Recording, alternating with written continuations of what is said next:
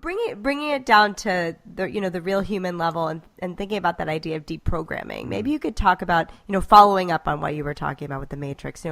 What human beings, given all this, think that they are generally, those that are stuck in the Matrix and the programming, and what one can do to go about deprogramming themselves. Yeah.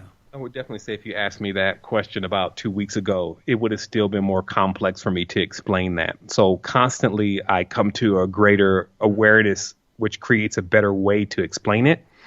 Because now we're looking for reasons. We're looking for, okay, why is it happening and what is it? And all of this, so you want to sum it up though, right? So it all connects to possession. And this is, what I've been, chanting on the rooftops until I move on to something else. But it's basically centered around this process that we go through where we try to identify ourselves as the creator of something. So this is easier seen as, let's say, for instance, you have this, what they call a monad, and this is just math, right? Math tries to explain to us how this process could even get started through a series of replications. That the first thing, which is obviously everything, tries to become aware of something else. And in that process of trying to become aware of something else, reasoning, if you may, it creates something almost instantly, like a replica of itself. However, because it's a replica, it can never be the whole thing. So let me explain that from a spiritual aspect of things. So it says, in the beginning, there was light. Okay, which is like this whole Big Bang, even science tries to adhere to that. In the beginning, that there was this one moment, and then from that's how everything came about. So we can say that beginning process consists of us sitting in a place that is very similar to what it looks like when our eyes are closed. And because there's no dreaming going on. When your eyes are closed, you're not dreaming. When your eyes are open, you're dreaming. So it's totally opposite to what most people think is happening. But so once you get deep into dreams, then you don't even realize whether the eyes are closed or not. But just say in the general tradition of understanding this, from that beginning point, when you imagine something, now notice when we say imagine, we're using an image and we're creating an image. That's why I say, hey, it created in its own like image. OK, so this is like a projector. And that's why the whole holographic thing tries to give us new verbiage to explain what happens. So once in your mind, you think of something, you literally at that level of power. We're not talking about the same one getting up every morning, brushing their teeth with fluoride. We're talking about the originals.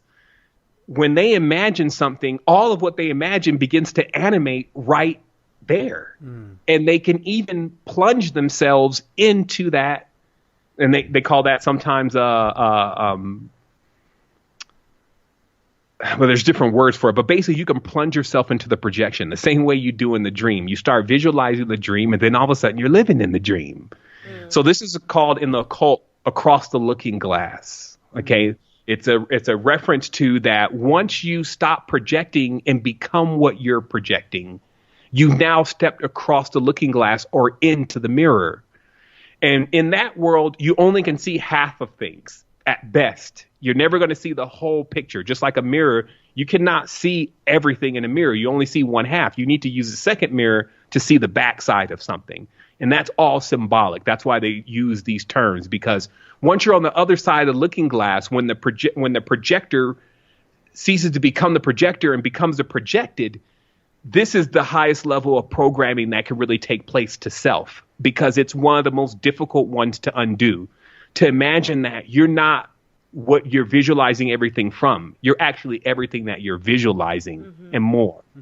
And so the only way back, just like in Alice in Wonderland, which of course is a heavily encoded Masonic ritual, the only way back is for Alice to get across the looking glass. So factors of the looking glass are things like time. That's why she meets the rabbit first, which is a symbol of Venus in the pentagram, and how the phi-based system of time is relevant within only the worlds of creation.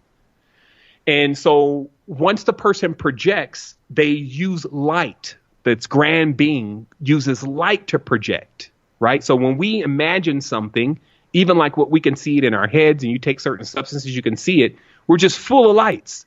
So we can send this light, which is very similar to a 7-ray or 9-ray system. Let's say this is now your DLP projector. And then we can start spraying out a high definition reality around us that is available for total immersion. So when we jump and dive into that, and that's why it's literally akin to that, when we fall into that literal light illusion, this is why light becomes a lie. This is why they try to cloak light as being a tool of Lucifer. And they talk about how Lucifer creates the world. Now, this is how, once again, dogma has done the greatest level of destruction of us trying to figure out in the wilderness, what is the road back to self? Because you get these monsters that are really a part of self, but are described by dogmatic traditions as being something separate to us. Not to mention, a lot of it is not literal, and that's how knowledge locks itself out of the fool's mind. You can give the fool all the knowledge in the world, but it's still going to be based on their comprehension. Mm-hmm. So what's being explained is that through the Luciferian principle, which is the ciphers of light, the encodings of light, we projected entire realities and plunged headlong into our own dreams. And for a while, this was fun until we forgot that we were doing it. Right. Now, when I say we, these kind of beings that we're talking about, macro, it's like a collective of all of who we are if we were still together. So this is why the magnitude is much more greater than what we can see ourselves doing now at the toy scale. Mm-hmm. You see what I mean? So, but the process is still the same. Light, it divides. That's how it creates. So you only can perceive blue because you've perceived red, right? So it basically is a system of contrast that allows us to become aware of things based on opposites. So this becomes a completely dualistic reality of utilizing energy that comes from, which is the force, utilizing energy that comes from our own conflicts and differences. So in a nutshell, the reality goes into conflict because everybody is not the same and creates differences because of that. And so when we pull off from that completely, what that also means is sometimes you could have a very negative, if you may, or unbalanced experience in a place like that is only seeking to discover itself based on what opposites and things that it doesn't like. Mm-hmm.